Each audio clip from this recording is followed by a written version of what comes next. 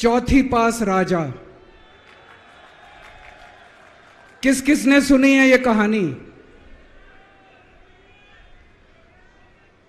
इस कहानी का महात्म्य है कि इस कहानी को जितनी बार सुनोगे, जितनी बार सुनाओगे, उतनी भगवान की कृपा आपके परिवार के ऊपर बरसेगी। इस कहानी का जितना प्रचार प्रसार करोगे, उतना देश की तरक्की होगी, उतना समाज की तरक्की होगी। तो जिन लोगों ने कहानी सुनी है वो भी बड़े ध्यान से दोबारा सुनना, अच्छे से सुनना और इसका खूब प्रचार प्रसार करना।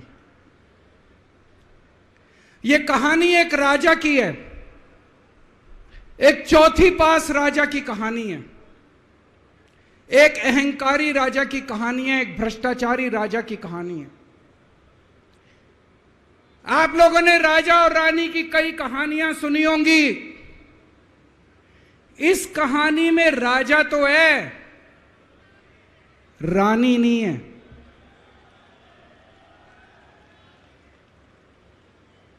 तो एक महान देश था, कई हजार साल पुराना देश।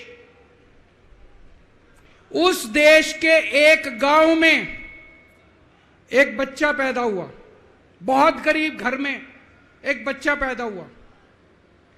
तो जैसे गांव के अंदर बच्चा पैदा होने पे ज्योतिषी आते हैं, ज्योतिषी आके बच्चे का भविष्य बताते हैं, ऐसे गांव का ज्योतिषी आया, उसने बच्चे की कुंडली देखी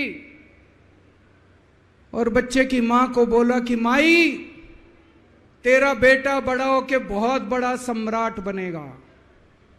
माई को समझ नहीं आया, मैं इतनी गरीब, मेरा परिवार इतना गरीब, मेरा बेटा सम्राट कैसे बनेगा। खैर, बच्चा धीरे धीरे बड़ा होने लगा। गांव के सरकारी स्कूल में उसका एडमिशन करा दिया। उसका पढ़ने लिखने में मन नहीं लगता था। पढ़ते पढ़ते, क्लास करते करते चौथी में आके उसने नाम कटवा लिया। उसका पढ़ाई लिखाई में मन नहीं लगता था।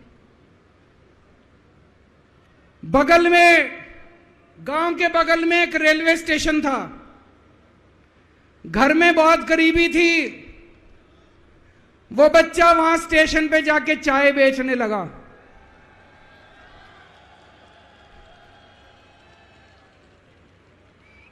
चाय बेच के अपना गुजारा करता था। वो भाषण बहुत अच्छा देता था, बचपन से ही बड़ा अच्छा भाषण देता था। गांव के लड़कों को इकट्ठा कर लेता और भाषण देना चालू करता।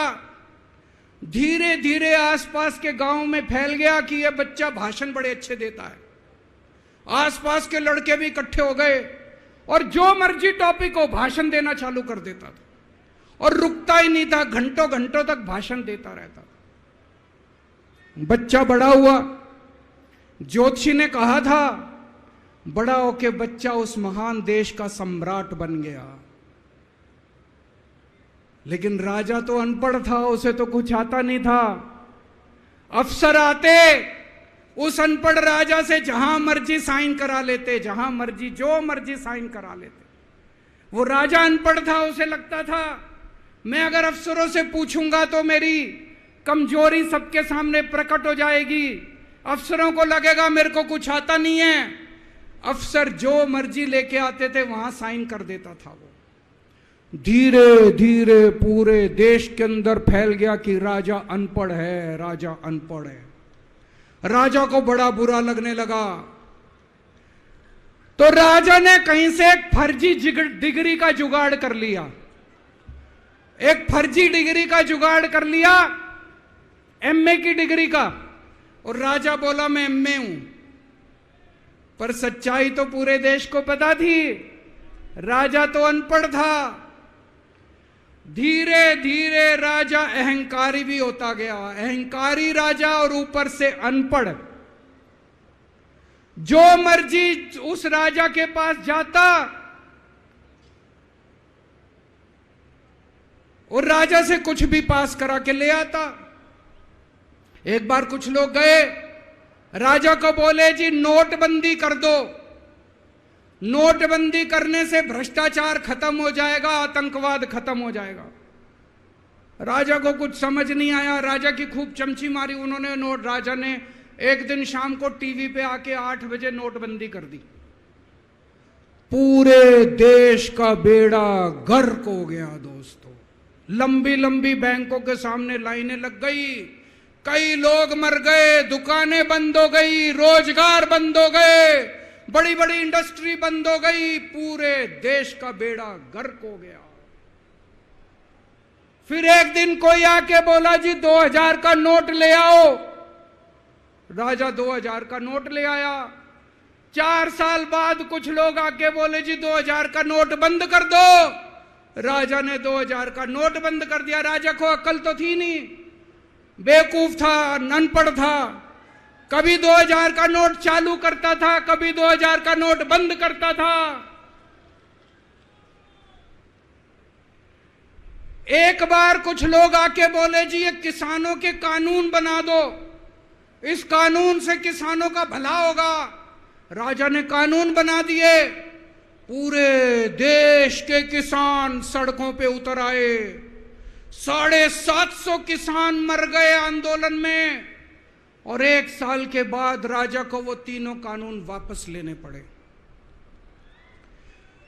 एक बार उस देश के अंदर बहुत बड़ी महामारी फैल गई, चारों तरफ महामारी फैल गई, लोग मरने लगे। किसी ने आके बोला जी थाली बजवाओ तो देश ठीक हो जाएगा। तो राजा ने पूरे देश में थाली और चम्मच बजवा दिए। महामारी तो नहीं बची, महामारी तो फैली रही। किसी ने आके कहा जी डॉक्टरों की जरूरत पड़ेगी, दवाइयों की जरूरत पड़ेगी, इंजेक्शन की जरूरत पड़ेगी, तब महामारी रुकेगी। राजा अपने दोस्तों का बड़ा ख्याल रखता था। उसके दोस्त थे। एक दोस्त ने 10,000 करोड़ रुपए चोरी कर लिए, राजा ने उसको देश से भगा दिया। दूसरे दोस्त ने 20,000 करोड़ चोरी कर लिए, राजा ने उसको भी देश से भगा दिया। पर एक दोस्त ऐसा था जिससे राजा की ज्यादा ही दोस्ती थी। कौन था? उसको उन्होंने सारे एयरपोर्ट बेच दिए, सारे जहाज बेच दिए, सारे सीपोर्ट बेच दिए, उन्होंने आसमान बेच दिया, जमीन बेच दी राजा ने, खदानें बेच दी। उस दोस्त पे राजा मेहरबान था। राजा का एक और दोस्त था। वो दोस्त इतना गंदा था कि उसने कुछ अंतर्राष्ट्रीय खिलाड़ी महिलाओं के साथ बदतमीजी करी, लेकिन राजा ने दोस्ती नहीं छोड़ी। मजाल जो उस दोस्त के ऊपर कोई आंच आ जाए, राजा उस दोस्त के साथ खड़ा रहा, लेकिन उसने खिलाड़ियों का सुना। राजा का एक और दोस्त था। उस दोस्त ने किसानों के ऊपर गाड़ी चढ़ा दी, रौंद दिया, कुचल दिया किसानों को। राजा ने अपनी दोस्ती नहीं छोड़ी। इस बात पे तो दाद देनी पड़ेगी कि राजा दोस्तबाज था, 1 नंबर का दोस्तबाज था। चारों तरफ अत्याचार हो गया, चारों तरफ देश के अंदर इनके अपने लोग जो थे वो बलात्कार करने लगे, गलत काम करने लगे, हाहाकार मच गया। जो राजा के खिलाफ बोलता, राजा उसको पकड़ के जेल में डाल देता। एक दिन एक पत्रकार ने कार्टून बना दिया राजा के खिलाफ, उस पत्रकार को उठा के जेल में डाल दिया। एक दिन एक किसी पत्रकार ने उनके खिलाफ कुछ लिख दिया, उसको पकड़ के जेल में डाल दिया। जो राजा के खिलाफ बोले उसका बेड़ा गर्क। कोई जज अगर उस राजा के खिलाफ ऑर्डर करता था, राजा उसको बख्शता नहीं था। चारों तरफ अत्याचार, महंगाई, बेरोजगारी। ऊपर आसमान में देवता ये सब देख रहे थे कि पृथ्वी के ऊपर कितना घनघोर अत्याचार हो रहा है। सारे देवता इकट्ठे हुए।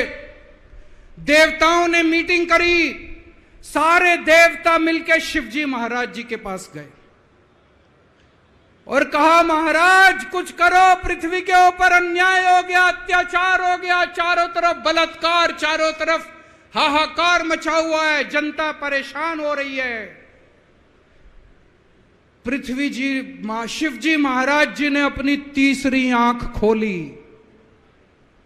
और दोस्तों यहां प्रचंड पृथ्वी के ऊपर अजीब अजीब घटनाएं घटने लगी। उज्जैन के अंदर महाकाल की 6 सप्तऋषियों की बड़ी बड़ी 10 फुटा भारी भारी मूर्तियां थी। एक दिन बारिश और तूफान आया और 6 की 6 मूर्तियां टूट गई। लोगों ने कहा बड़ा अपशकुन हो रहा है, बड़ा अपशकुन हो रहा है। एक दिन एक ट्रेन एक्सीडेंट हो गया, 250 से ज्यादा लोगों की मौत हो गई। लोगों ने कहा बड़ा अपशकुन हो रहा है। और एक दिन घनघोर बारिश आई, तूफान आया, ऊपर से आकाशवाणी हुई,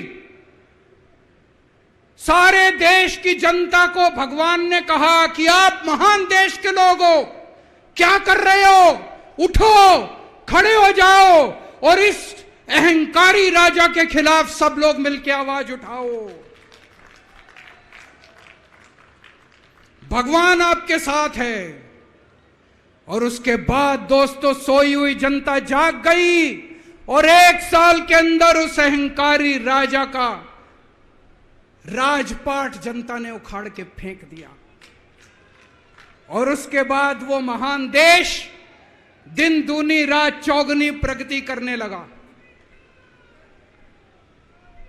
ये कहानी बड़ी पवित्र कहानी है। इस कहानी को सुनने से और सुनाने से परिवार का, समाज का और देश का बहुत भला होता है। इसे ज्यादा से ज्यादा शेयर कीजिए, ज्यादा से ज्यादा लोगों तक पहुंचाइए ताकि ज्यादा से ज्यादा लोग इसे सुन सकें।